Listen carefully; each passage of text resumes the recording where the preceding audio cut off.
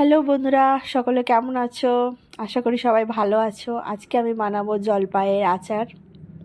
জলপাইয়ের আচার বানানোর জন্য প্রথমে আমি জলপাইগুলোকে ভালো করে কেটে নেব। জলপাইগুলোর গাটা ঠিক এরকমভাবে হালকা চিড়ে চিড়ে দেবো, এপিট ওপিট করে ভালো করে চিড়ে চিড়ে দেবো। এভাবে সমস্ত জলপাইগুলো এক এক করে কেটে নেব। দেখতে পাচ্ছ কীরকম ছিঁড়ে চিড়ে দিয়েছি।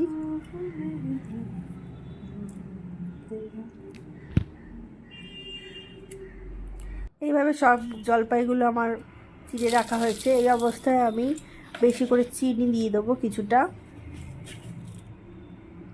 3-4 চামচ মতো চিনি দিয়ে দেবো, আর সামান্য একটু লবণ দিয়ে দেবো।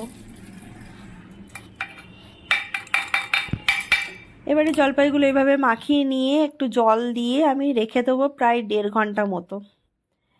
এবার কড়ার মধ্যে শুকনো লঙ্কা, 5 ফোড়ন, তেজপাতার ফোড়ন দিয়ে আমি ওই জলপাইটা ঢেলে দেবো। দিয়ে এবার সামান্য হলুদ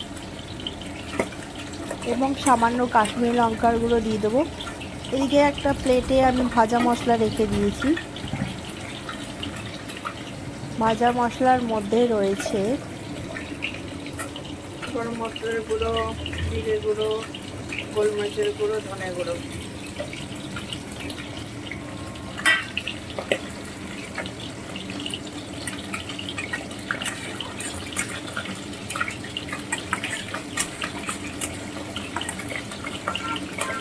এরকমভাবে জলপাইয়ের আচার আপনারা বানাতেই পারেন। দেখছেন জলপাইয়ের আচারটা আমার রেডি হয়ে গেছে, কেমন জেলি জেলি মতন হয়ে গেছে। এরকম অবস্থাতেই জলপাইয়ের আচারটা নামিয়ে নিতে হবে। এইরকম জলপাইয়ের আচার আপনারা বাড়িতে বানাবেন।